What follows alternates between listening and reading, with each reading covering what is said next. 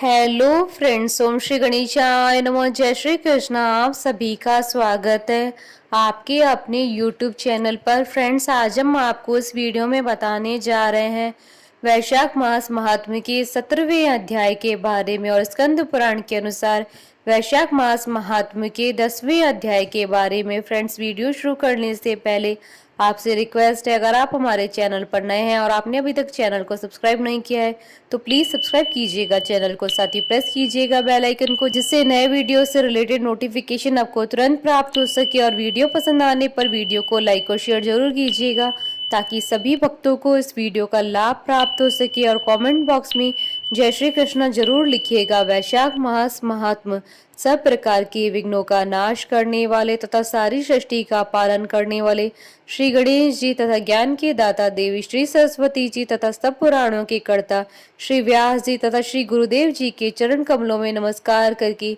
भगवान की श्रद्धा और भक्ति रस में डूबे हुए वैशाख मास महात्म्य की कथा कहती हूँ। वैशाख मास के महात्म्य से एक सर्प का उद्धार और वैशाख धर्म के पालन तथा राम नाम जप से व्याध का वाल्मीकि होना। श्रुतदेव जी कहते हैं, तदंतर व्याध सहित शंख मुनि ने विस्मित होकर पूछा, तुम कौन हो और तुम्हें यह दशा कैसे प्राप्त हुई थी? सर्प ने कहा, पूर्व जन्म में मैं प्रयाग का एक ब्राह्मण था। मेरे पिता का नाम कुशीद मुनि और मेरा नाम रोचन था। मैं धनाढ्य अनेक पुत्रों का पिता और सदैव अभिमान से दूषित था। बैठे बैठे बहुत बकवाद किया करता था। बैठना, सोना, नींद लेना, मैथुन करना, जुआ खेलना, लोगों की बातें करना और सूद लेना, यही मेरे व्यापार थे। मैं लोक निंदा से डरकर नाम मात्र के शुभ कर्म करता था, सो भी दंभ के साथ। उन कर्मों में मेरी श्रद्धा नहीं थी। इस प्रकार मुझ दुष्ट और दुर्बुद्धि के कितने ही वर्ष बीत गए। तदंतर इसी वैशाख मास में जयंत नामक ब्राह्मण प्रयाग क्षेत्र में निवास करने वाले पुण्यात्मा द्विजों को वैशाख मास के धर्म को सुनाने लगे। स्त्री, पुरुष, क्षत्रिय, वैश्य और शूद्र सहस्त्रों श्रोता प्रातः काल स्नान करके अविनाशी भगवान विष्णु की पूजा के पश्चात प्रतिदिन जयंत की कही हुई कथा सुनते थे। वे सभी पवित्र एवं मौन होकर उस भगवत कथा में अनुरक्त रहते थे। एक दिन मैं भी कौतूहलवश देखने की इच्छा से श्रोताओं की उस मंडली में जा बैठा।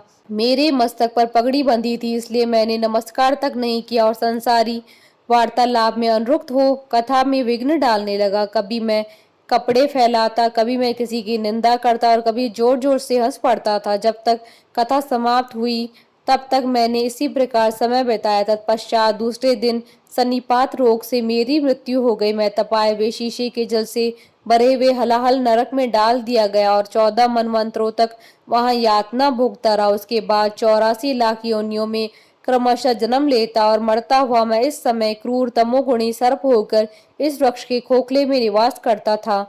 मुने, सौभाग्यवश आपके मुखार बिंद से निकली हुई अमृतमयी कथा को मैंने अपने दोनों नेत्रों से सुना, जिससे तत्काल मेरे सारे पाप नष्ट हो गए।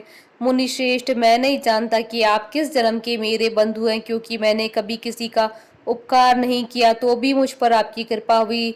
जिनका चित्त समान है, जो सब प्राणियों पर दया करने वाले साधु पुरुष हैं, उनमें परोपकार की स्वाभाविक प्रवृत्ति होती है। उनकी कभी किसी के प्रति विपरीत बुद्धि नहीं होती। आज आप मुझ पर कृपा कीजिए, जिससे मेरी बुद्धि धर्म में लगे। देवादिदेव भगवान विष्णु की मुझे कभी विस्मृति न हो और साधु चरित्र वाले महापुरुषों का सदा ही संग प्राप्त हो। जो लोग मद से अंधे हो रहे हों, उनके लिए एकमात्र दरिद्रता ही उत्तम अंजन है। इस प्रकार नाना भांति से स्तुति करके रोचन ने बार बार ऋषि शंख को प्रणाम किया और हाथ जोड़कर चुपचाप उनके आगे खड़ा हो गया। तब ऋषि शंख ने कहा, ब्राह्मण, तुमने वैशाख मास और भगवान विष्णु का महात्म्य सुना है।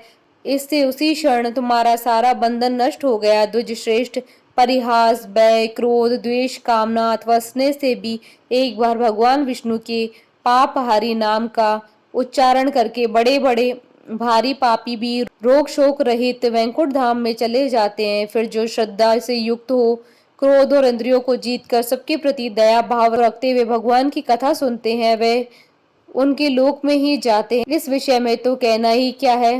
कितने ही मनुष्य केवल भक्ति के बल से एकमात्र भगवान की कथा वार्ता में तत्पर हो, अन्य सब धर्मों को त्याग कर देने पर भी भगवान विष्णु के परम पद को पा लेते हैं। भक्ति से अथवा द्वेष आदि से भी जो कोई भगवान की भक्ति करते हैं, वे भी प्राणहारिणी पूतना की भांति परम पद को प्राप्त होते हैं। सदा महात्मा पुरुषों का संग और उन्हीं के विषय में वार्तालाप करना चाहिए। रचना शिथिल होने पर भी जिसके प्रत्येक श्लोक में भगवान के सुयश सूचक नाम है, वही वाणी जन समुदाय की पाप राशि का नाश करने वाली होती है, क्योंकि साधु पुरुष उसी को सुनते गाते और कहते हैं। जो भगवान किसी के कष्ट साध्य सेवा नहीं चाहते, आसन आदि विशेष उपकरणों की इच्छा नहीं रखते तथा सुंदर रूप और जवानी नहीं चाहते, अपितु एक बार भी स्मरण कर लेने पर अपना परम प्रकाश में वैकुंठ धाम दे डालते हैं, उन दयालु भगवान को छोड़कर मनुष्य किसकी शरण में जाए। उन्हीं रोग शोक से रहित चित्त द्वारा चिंतन करने योग्य अव्यक्त दया निधान भक्त वत्सल भगवान नारायण की शरण में जाओ।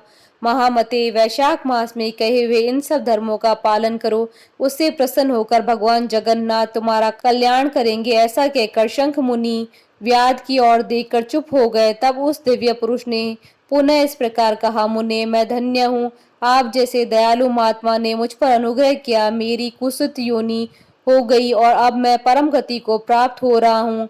यह भी मेरे लिए सौभाग्य की बात है। यूं कहकर दिव्य पुरुष ने शंख मुनि की परिक्रमा की तथा उनकी आज्ञा लेकर वह दिव्य लोक को चला गया। तदंतर संध्या हो गई। व्याध ने ऋषि शंख को अपनी सेवा से संतुष्ट किया और उन्होंने सायंकाल की संध्या उपासना करके शेष रात्रि व्यतीत की। भगवान के लीला अवतारों की कथा वार्ता द्वारा रात व्यतीत करके शंख मुनि ब्रह्म मुहूर्त में उठे और दोनों पैर धोकर मौन भाव से तारक ब्रह्मा का ध्यान करने लगे। तत्पश्चात शौच आदि क्रिया से निवृत्त होकर वैशाख मास में सूर्योदय से पहले स्नान किया और संध्या तर्पण आदि सब कर्म समाप्त करके उन्होंने हर्ष युक्त हृदय से व्याध को बुलाया। बुलाकर उसे राम इस 2 अक्षर वाले नाम का उपदेश दिया, जो वेद से भी अधिक शुभकारक है। उपदेश देकर इस प्रकार कहा, भगवान विष्णु का एक नाम भी संपूर्ण वेदों से अधिक महाशक्तिशाली माना गया है। ऐसे अत्यंत नामों में से अधिक भगवान विष्णु के सहस्त्र नाम उस सहस्त्र नाम के समान राम नाम माना गया है। इसलिए व्याध, तुम निरंतर राम नाम का जप करो और मृत्यु पर्यंत मेरे बताए हुए धर्मों का पालन करते रहो। इस धर्म के प्रभाव से तुम्हारा वाल्मीकि में दूसरा जन्म होगा और तुम इस पृथ्वी पर वाल्मीकि ऋषि के नाम से प्रसिद्ध होगे। व्याध को ऐसा आदेश देकर मुनिवर शंख ने दक्षिण दिशा को प्रस्थान किया। व्याध ने भी शंख मुनि की परिक्रमा करके बार बार उनके चरणों में प्रणाम किया और जब तक वे दिखाई दिए तब तक उन्हीं की ओर देखता रहा। फिर उसने अति योग्य वैशाखों युक्त धर्मों का पालन किया। जंगली कैद, कटल, जामुन और आम आदि के फलों से राह चलने वाले थके मांदे पथिकों को वह भोजन कराता था।